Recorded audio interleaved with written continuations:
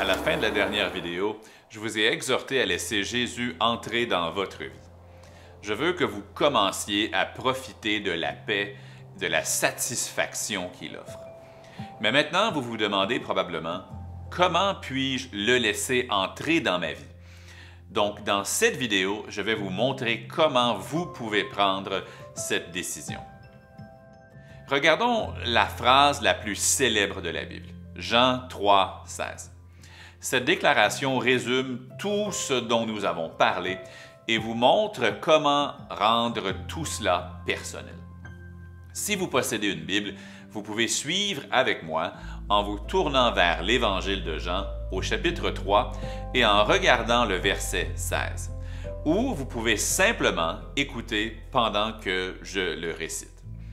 Jean 3 et le verset 16 nous dit « Car Dieu a tant aimé le monde qu'il a donné son Fils unique, afin que quiconque croit en lui ne périsse point, mais qu'il ait la vie éternelle. » À première vue, Jean 3,16 nous rappelle combien Dieu nous aime. Repensez à ce que nous avons appris dans la vidéo 1. Rappelez-vous comment Dieu a créé les humains à son image et nous a invités dans sa communauté d'amour. Mais alors que s'est-il passé?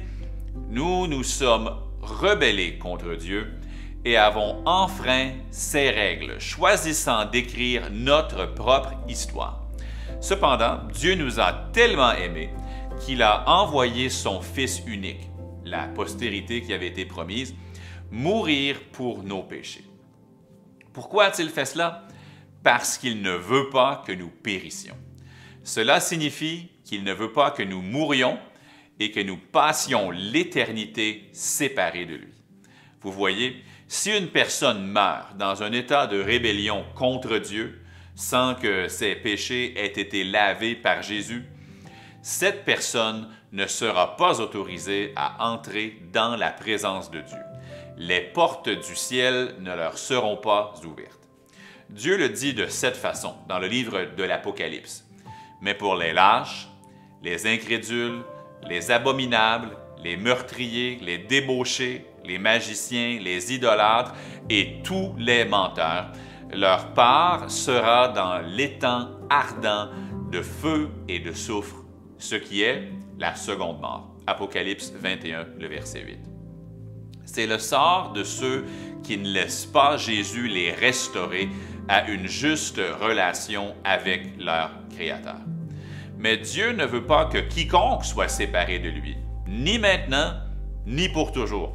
C'est pourquoi il a envoyé son Fils mourir pour nous, afin que nous n'ayons pas à périr, mais que nous soyons plutôt assurés d'avoir une vie éternelle, c'est-à-dire une relation sans fin avec lui. Dieu en a fait plus qu'assez pour prouver son amour. Maintenant, que nous demande-t-il de faire? Il nous dit simplement de croire en son Fils, le Seigneur Jésus-Christ. Jean 3,16 dit « Afin que quiconque croit en lui ne périsse point, mais qu'il ait la vie éternelle. » C'est tout ce que vous devez faire pour être sauvé de votre péché et restauré à une relation étroite et intime avec Dieu. La recherche de la satisfaction est terminée. Cette décision apportera une fois pour toutes la paix à votre cœur. Mais qu'est-ce que cela signifie de croire? Au même endroit dans la Bible où nous trouvons Jean 3,16, Jésus explique ce que signifie croire en lui. Comme tout bon instructeur, Jésus a utilisé des illustrations pour aider les gens à comprendre les vérités profondes. Et cette occasion, dans Jean chapitre 3, ne fait pas exception. Jésus parlait à un professeur religieux nommé Nicodème, qui était très familier avec les Écritures hébraïques, ce que nous appelons l'Ancien Testament. Jésus a donc utilisé une histoire de l'Ancien Testament que nous trouvons dans Nombre chapitre 21. Une histoire que Nicodème avait probablement entendue plusieurs fois lorsqu'il était enfant. L'histoire va comme suit. Les Israélites ont péché contre Dieu en se plaignant. En réponse, Dieu les a jugés. Il a envoyé des serpents mortels dans leur camp et les gens ont commencé à mourir. Désespéré, le peuple a crié « Nous avons péché » et a supplié Moïse, leur chef, de prier pour que Dieu les sauve. Comment Dieu a-t-il réagi? Eh bien, il n'a pas enlevé les serpents, mais il a fourni un remède, bien qu'un remède étrange. Il a dit à Moïse de faire un serpent en airain et de le mettre sur une grande perche au milieu du camp. Puis, Dieu a ordonné à Moïse de dire à ceux qui mouraient de regarder le serpent d'airain sur la perche. Il a promis que, s'ils regardaient simplement vers le serpent d'airain, ils vivraient. Et devinez quoi? Tous ceux qui ont regardé vers le serpent ont été guéris. C'est une histoire étrange pour nous aujourd'hui, mais c'est une excellente illustration de la décision de croire en Jésus. Jésus l'a dit de cette manière dans les versets 14 et 15 de Jean chapitre 3. « Et comme Moïse éleva le serpent dans le désert, il faut de même que le Fils de l'homme, se référant à lui-même, soit élevé, afin que quiconque croit en lui ait la vie éternelle. » Tout comme le serpent était un symbole de la mort qui donnerait vie à des gens désespérés, la croix sur laquelle Jésus est mort est un emblème de la souffrance à laquelle les pécheurs mourants doivent regarder pour être sauvés. Je m'explique. Pour croire en Jésus, vous devez suivre l'exemple des Israélites de ces trois manières. Avouez que vous avez péché contre Dieu et que vous méritez son jugement. En d'autres mots, reconnaissez le fait que vous avez mis une barrière entre vous et votre Créateur et que la séparation n'est pas de sa faute à lui. Tout comme Adam et Ève et les Israélites, nous nous sommes tous rebellés contre Dieu et nous avons tous enfreint ses règles à plusieurs reprises. Vous vous souvenez des 10 commandements? Nous y avons tous désobéi. Et le résultat final de notre péché est bien pire que les morsures des serpents venimeux qu'ont reçus les Israélites. Apocalypse 21:8 nous avertit que les pécheurs incrédules connaîtront la seconde mort, c'est-à-dire la séparation sans fin d'avec Dieu dans l'étang de feu. Donc, tout comme les Israélites qui ont été mordus par des serpents, nous devons admettre que nous avons un problème majeur que seul Dieu peut résoudre. Nous devons exprimer « Nous avons péché » et admettre que nous ne pouvons pas nous sauver nous-mêmes. Deuxièmement, repentez-vous et tournez-vous vers Dieu pour être sauvés. La Bible le dit ainsi. « Repentez-vous donc et convertissez-vous afin que vos péchés soient effacés. » Actes chapitre 3, verset 19. Maintenant, ce mot « se repentir » signifie changer d'avis, de penser différemment. Et le mot « converti » signifie tourner. Vous voyez, les Israélites dans le désert ont changé d'avis et ont commencé à penser différemment sur la question de leur péché. Ils ont peut-être pensé que de se plaindre était une bonne idée au début, mais quand Dieu a envoyé des serpents dans son jugement, ils ont regretté leur plainte et ils ont crié « Nous avons péché ». Ils ont admis qu'ils avaient tort et se sont tournés vers Dieu pour bien faire les choses. C'est ce que signifie se repentir. Et si vous voulez croire en Jésus, vous devez faire exactement la même chose. Maintenant, j'espère que vous reconnaissez que le péché, notre tendance innée à nous rebeller contre Dieu et à enfreindre ses règles, est une très mauvaise chose. Ça nous sépare de notre Créateur qui nous aime. Ça nous garde hors de sa communauté d'amour, nous empêchant d'avoir cette relation proche avec Dieu pour laquelle nous avons été conçus. Et parce que le péché nous empêche d'avoir la seule relation parfaite dont notre cœur a naturellement besoin, notre péché nous laisse insatisfaits et malheureux. De plus, nous avons vu comment cela ruine nos relations. Pire que tout, notre rébellion contre Dieu nous met sur le chemin d'une séparation sans fin de lui avec l'étang de feu comme destination finale. Mais Jésus veut nous sauver, non seulement de cette fin terrible, mais aussi de notre vie pécheresse d'aujourd'hui. Son but est de changer non seulement notre destinée éternelle, mais aussi notre mode de vie actuel. C'est pourquoi nous devons nous repentir. En changeant d'avis sur notre péché, en reconnaissant à quel point il est destructeur, nous pouvons alors permettre à Jésus de nous en sauver et de commencer à nous changer pour être plus comme lui. Donc, pour croire en Jésus, vous devez premièrement admettre que vous avez péché contre Dieu et que vous méritez son jugement. Deuxièmement, vous devez vous repentir, changer d'avis au sujet de votre péché et vous tourner vers Dieu pour qu'il vous sauve. Et troisièmement, vous devez croire que Jésus est la seule solution à votre problème de péché. Croire qu'il est le seul moyen pour vous d'être rétabli dans une relation avec Dieu. Il n'y avait qu'un seul remède pour les morsures de serpent pour les Israélites. Et il n'y a qu'un seul remède pour le problème de péché de chaque être humain. Les Israélites devaient regarder un serpent en airain, soulevé sur une perche. Et nous devons nous tourner vers Jésus-Christ, qui a été élevé sur une croix. Les Israélites ne pouvaient pas se guérir eux-mêmes, ni trouver un médecin pour les traiter. Il n'y avait qu'une seule solution.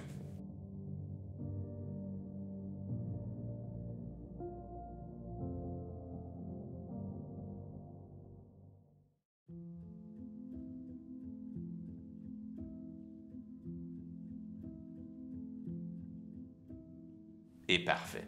Jésus est le seul remède et nous pouvons être sauvés de notre péché si nous nous tournons simplement vers lui. La Bible dit, car c'est par la grâce que vous êtes sauvés, par le moyen de la foi. Et cela ne vient pas de vous, c'est le don de Dieu. Ce n'est point par les œuvres afin que personne ne se glorifie. Éphésiens 2, 8 et 9. Devinez ce qui se passe au moment où vous croyez en Jésus, vous devenez justifié. Cela signifie que vous êtes rendu juste ou parfait aux yeux de Dieu. De quelle façon? Eh bien, quand vous demandez à Jésus de vous sauver, il pardonne vos péchés, passés, présents, futurs, et les lave par son sang. La Bible dit, à plus forte raison donc, maintenant que nous sommes justifiés par son sang, serons-nous sauvés par lui de la colère. Romains 5, verset 9. Non seulement Jésus lave votre péché quand vous croyez en lui, mais il vous rend aussi parfait aux yeux de Dieu. L'apôtre Paul l'explique comme suit.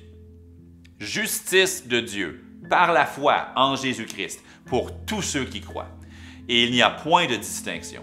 Et ils sont gratuitement justifiés par sa grâce, par le moyen de la rédemption qui est en Jésus-Christ. Romains 3, versets 22 et 24. Vous et moi n'avons pas vécu une vie parfaite. Alors Jésus a vécu une vie parfaite pour nous.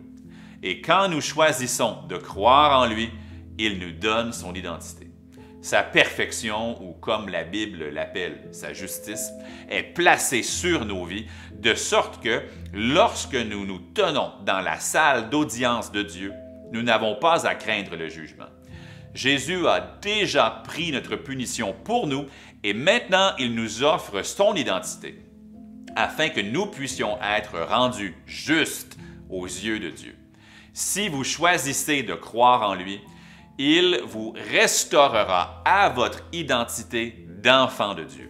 Il vous rendra ce qu'Adam et Ève ont perdu. Êtes-vous prêt à admettre que vous avez mis une barrière entre vous et Dieu, que votre péché vous sépare de lui et que vous méritez son jugement? Êtes-vous prêt à vous repentir, changer d'avis sur votre péché et à vous tourner vers Dieu pour être sauvé?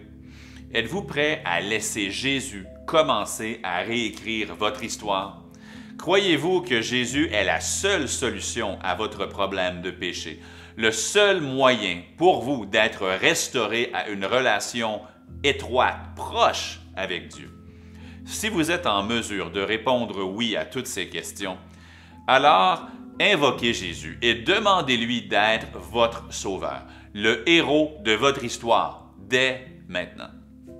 La Bible dit, si tu confesses de ta bouche le Seigneur Jésus, c'est-à-dire si tu professes que Jésus est Seigneur, le maître légitime de ta vie, et si tu crois dans ton cœur que Dieu l'a ressuscité des morts, tu seras sauvé. Car c'est en croyant du cœur qu'on parvient à la justice, et c'est en confessant de la bouche qu'on parvient au salut, selon ce que dit l'Écriture.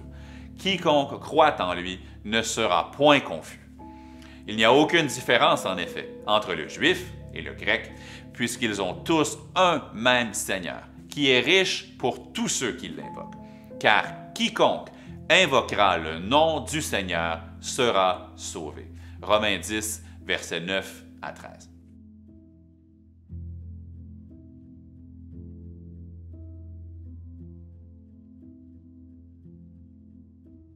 Vous pouvez prier cette prière avec moi. Il n'y a pas de pouvoir rituel dans ces mots particuliers. Ce qui est important, c'est que vous croyez en votre cœur. C'est juste votre façon de l'exprimer à Dieu. Vous pouvez prier quelque chose comme ceci. Dieu, j'admets que j'ai péché contre toi. J'ai enfreint tes lois et mis en place une barrière entre nous. Je sais que je mérite ton jugement. Je mérite de mourir et de passer l'éternité séparée de toi dans l'étang de feu.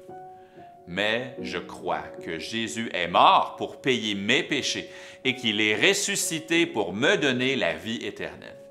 S'il vous plaît, pardonne mes péchés et fais de moi ton enfant. Je fais confiance à Jésus comme mon héros. Il est le seul qui peut me sauver. S'il vous plaît, deviens l'auteur de mon histoire. S'il vous plaît, rends-moi davantage comme Jésus. Amen. Si vous venez de prier pour laisser Jésus entrer dans votre vie, laissez-moi vous dire félicitations. Vous avez trouvé la vraie paix et la satisfaction. Votre vie ne sera plus jamais la même. Et voici 3 résultats immédiats de votre décision. Vous n'avez pas à craindre la fin de votre histoire. Vous n'avez pas à avoir peur de la mort parce que vous avez cru en Jésus. Vous êtes justifié pour toujours. Vous êtes maintenant un enfant de Dieu. Vous ne pouvez jamais être expulsé de sa famille ni perdre la vie éternelle qu'il vous a donnée. Et voici quelques promesses qui garantissent que votre histoire aura une fin heureuse. Mais à tous ceux qui l'ont reçu, à ceux qui croient en son nom, elle a donné le pouvoir de devenir enfants de Dieu. Jean 1, verset 12. Je leur donne la vie éternelle, et elles ne périront jamais, et personne ne les ravira de ma main. Jean 10, verset 28. Deuxièmement, Jésus vit maintenant à l'intérieur de vous par son Saint-Esprit.